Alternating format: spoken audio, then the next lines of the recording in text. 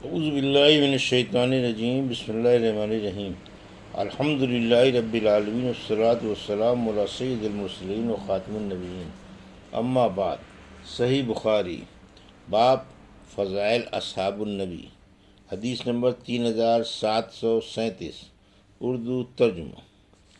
ابو عبداللہ امام بخاری رحمۃ اللہ علیہ نے بیان کیا کہ مجھ سے سلیمان بن عبد الرحمن نے بیان کیا، کہا ہم سے ولید نے بیان کیا، کہا ہم سے عبد الرحمن بن نمر نے بیان کیا، ان سے زہری نے، ان سے اسامہ بن زید رضی اللہ عنہ کے مولا حرملہ نے بیان کیا کہ وہ عبداللہ بن عمر رضی اللہ عنہ کی خدمت میں حاضر تھے کہ حجاج بن ایمن مسجد کے اندر آئے، نہ انہوں نے رکوع پوری طرح سے ادا کیا تھا اور نہ سجدہ۔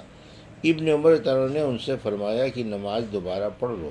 پھر جب وہ جانے لگے تو انہوں نے مجھ سے پوچھا کہ یہ کون ہے؟ میں نے عرض کیا حجاج بن ایمن ابن ایمن ہے۔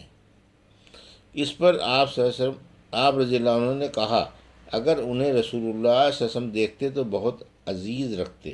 پھر آپ نے حضور صلی اللہ علیہ وسلم کی اسامہ رضی اللہ عنہ اور ایمن رضی اللہ عنہ کی تمام اولاد سے محبت کا ذکر کیا۔ امام بخاری رحمۃ اللہ نے بیان کیا اور مجھ سے میرے بعض اساتذہ نے بیان کیا اور ان سے سلیمان نے کہ ایمن رضی اللہ عنہ نے نبی کریم صلی اللہ علیہ وسلم کو گود لیا تھا۔ حدیث نمبر 3738، اردو ترجمہ۔ حضرت عبداللہ بن عمر بن خطاب رضی اللہ عنہ کے فضائل کا بیان۔ ہم سے اسحاق بن نصر نے بیان کیا، کہا ہم سے عبد الرزاق نے بیان کیا، ان سے معمر نے، ان سے زہری نے، ان سے سالم نے اور ان سے عبداللہ بن عمر رضی اللہ عنہ نے بیان کیا کہ نبی کریم صلی اللہ علیہ وسلم جب موجود تھے تو جب بھی کوئی شخص کوئی خواب دیکھتا حضور صلی اللہ علیہ وسلم سے اسے بیان کرتا۔ میرے دل میں بھی یہ تمنا پیدا ہوئی کہ میں بھی کوئی خواب دیکھوں اور حضور اکرم صلی اللہ علیہ وسلم سے بیان کروں۔ میں ان دنوں کنوارا تھا اور نوعمر بھی تھا۔ میں آپ صلی اللہ علیہ وسلم کے زمانے میں مسجد میں سویا کرتا تھا، تو میں نے خواب میں دو فرشتوں کو دیکھا کہ مجھے پکڑ کر دوزخ کی طرف لے گئے۔ میں نے دیکھا کہ وہ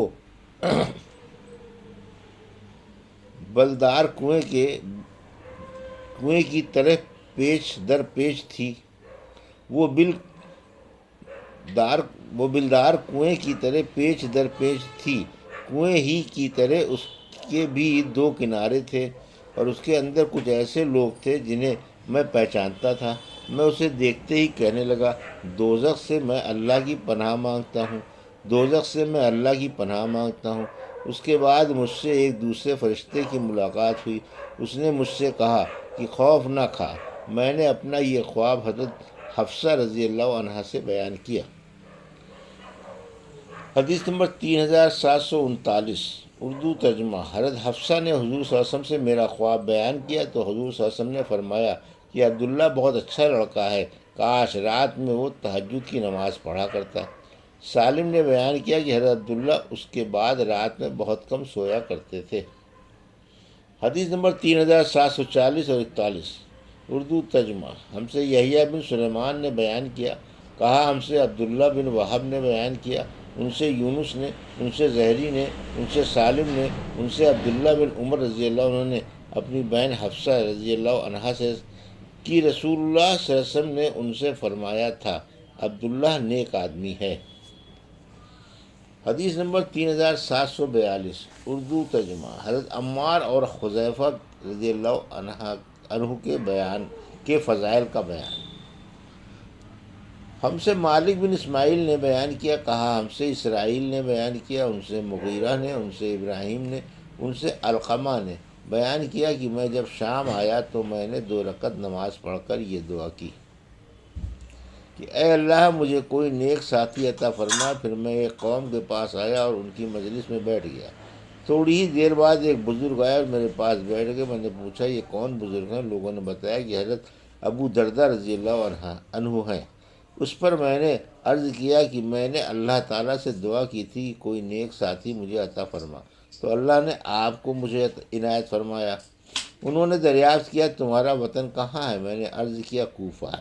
انہوں نے کہا کیا تمہارے یہاں ابن عبد صاحب النالین صاحب وسادہ و متحرہ یعنی عبداللہ بن مسعود نہیں ہیں؟ کیا تمہارے یہاں وہ نہیں ہیں جنہیں اللہ تعالیٰ اپنے نبی کریم صلی اللہ علیہ وسلم کی زبانی شیطان سے پناہ دے چکا ہے کہ وہ انہیں کبھی غلط راستے پر نہیں لے جا سکتا؟ مراد عمار رضی اللہ عنہ سے تھی۔ کیا تم میں وہ نہیں ہے جو رسول اللہ صلی اللہ علیہ وسلم کے بتائے ہوئے بہت سے بھیدوں کے حامل ہیں جنہیں اللہ ان کے سوا اور کوئی نہیں جانتا؟ یعنی حضرت حذیفہ رضی اللہ عنہ۔ اس کے بعد انہوں نے دریافت فرمایا، عبداللہ آیت واللیل اذا یغشی کی تلاوت کس طرح کرتے ہیں؟ میں نے انہیں پڑھ کر سنائی کہ واللیل اذا یغشی والنہار اذا تجلی والذکر والانثی۔ اس پر انہوں نے کہا کہ رسول اللہ صلی اللہ علیہ وسلم نے خود اپنی زبان مبارک سے مجھے بھی اس طرح یاد کرایا تھا۔ حدیث نمبر 3743 اردو ترجمہ۔ ہم سے سلیمان بن حرب نے بیان کیا، انہوں نے کہا ہم سے شعبہ نے بیان کیا، ان سے مغیرہ نے بیان کیا، ان سے ابراہیم نے بیان کیا کہ علقمہ شام میں تشریف لے گئے اور مسجد میں جا کے یہ دعا کی، اے اللہ مجھے ایک نیک ساتھی عطا فرما۔ چنانچہ آپ کو حضرت ابو درداء رضی اللہ عنہ سے دریافت کیا، تمہارا تعلق کہاں سے ہے؟ عرض کیا کوفے سے۔ اس پر انہوں نے کہا کیا تمہارے یہاں نبی کریم صلی اللہ علیہ وسلم کے رازدار نہیں ہیں کہ جنہیں ان کے سوا اور کوئی نہیں جانتا؟ ان کی مراد حضرت ابو حذیفہ رضی اللہ عنہ سے تھی۔ انہوں نے بیان کیا کہ میں نے عرض کیا جی ہاں موجود ہیں۔ پھر انہوں نے کہا کیا تم میں وہ شخص نہیں ہے جنہیں اللہ تعالیٰ نے اپنے نبی کی زبانی شیطان سے اپنی پناہ دی تھی؟ ان کی مراد عمار رضی اللہ عنہ سے تھی۔ میں نے عرض کیا کہ جی ہاں وہ بھی موجود ہیں۔ اس کے بعد انہوں نے دریافت کیا کہ حضرت عبداللہ بن مسعود رضی اللہ عنہ آیت واللیل اذا یغشی والنہار اذا تجلی کی قرأت کس طرح کرتے تھے؟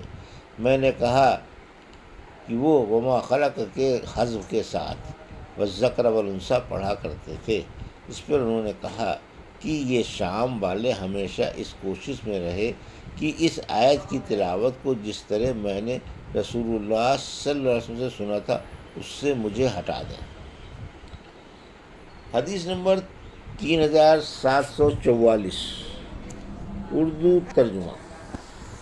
حضرت ابو عبیدہ بن جراح رضی اللہ عنہ کے فضائل کا بیان۔ ہم سے عمرو بن علی نے بیان کیا، کہا ہم سے عبد الاعلیٰ نے بیان کیا، کہا ہم سے خالد نے بیان کیا، ان سے ابو قلابہ نے بیان کیا اور ان سے حضرت انس بن مالک رضی اللہ عنہ نے بیان کیا کہ رسول اللہ صلی اللہ علیہ وسلم نے فرمایا ہر امت میں امین ہوتے ہیں اور اس امت کے امین ابو عبیدہ بن جراح ہیں رضی اللہ عنہ وارضاہ۔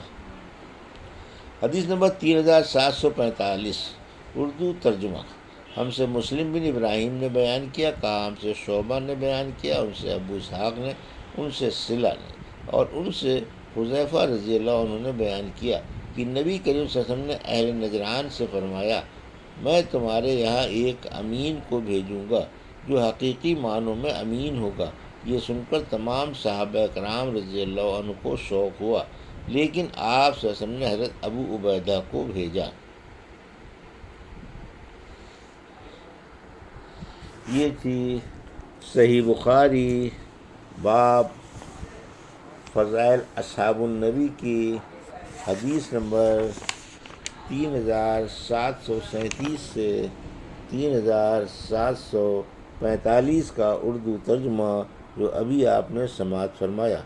اللہ سے دعا ہے کہ اللہ میں ان حدیثوں کی صحیح سمجھ عطا فرما اور ان پر عمل کرنے کی توفیق عطا فرما، آمین یا رب العالمین۔